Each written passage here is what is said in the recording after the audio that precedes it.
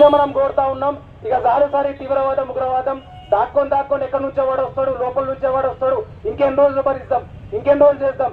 మీరు ధైర్యంగా నిర్ణయం తీసుకోండి. దేశం మొత్తం సిద్ధంగా ఉన్నది. భారత సైన్యానికి నైతిక స్థైర్యం మేము ఇస్తున్నాం.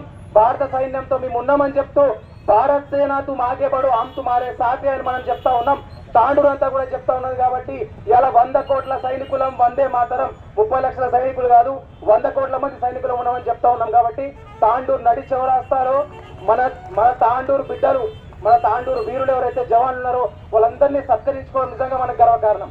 ఎందుకంటే మన వీరులు వీళ్ళంతా కూడా మన వీరులు బార్డర్ లో పోయి మన దేశం కోసం కొట్టాడింది. కాబట్టి వీళ్ళను స్ఫూర్తిగా తీసుకొని ఇంకా కూడా తాండూరు నుంచి జవాన్లు రావాల్సిన అవసరం. ఎందుకంటే డాక్టర్లు, ఇంజనీర్లు, లాయర్లు, సీఏలు అందరూ ఉంటారన్న.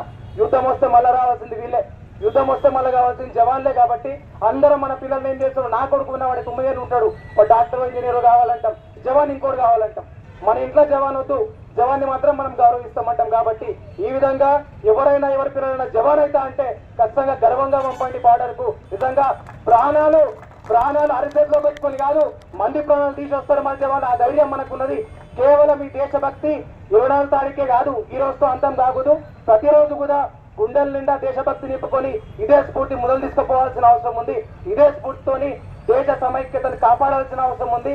మన తాండూరు చౌరస్తానికి వేదిక కావాల్సిన అవసరం ఉంది. కాబట్టి భారత్ మాతా కే, భారత్ మాతా కే జోహార్ వీర్ జవానోं को, भारत सेना तुम आगे बढ़ो, भारत सेना तुम आगे बढ़ो. ఇప్పుడు శంకర్ స్వామిజీ గారు